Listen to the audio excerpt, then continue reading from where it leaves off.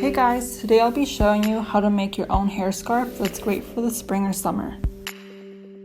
Let's get started. You'll need a piece of fabric to start. Mine is 40 inches by 5 inches, but you can really use whatever you'd like. Fold the fabric in half right sides together and pin it all the way down. You'll want to sew from one end to the center and repeat on the other side, but leave about a 1-inch gap in the center, which you'll use to flip the fabric to the right side.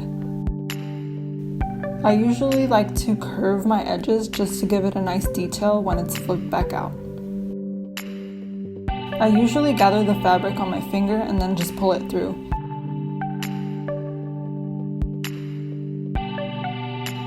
And repeat to the other side.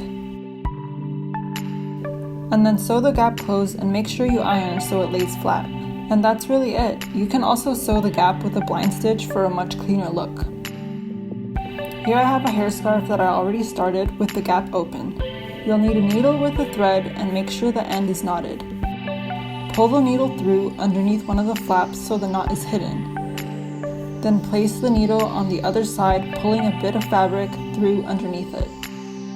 And then you'll just repeat this, switching sides all the way down until the gap is closed. I like to knot the end by pulling the needle through the thread. And to hide the end of the thread, place the needle underneath the fabric, pulling the thread and cutting it off so the thread stays inside the scarf. And that's it. Style them however you'd like. Thanks for watching.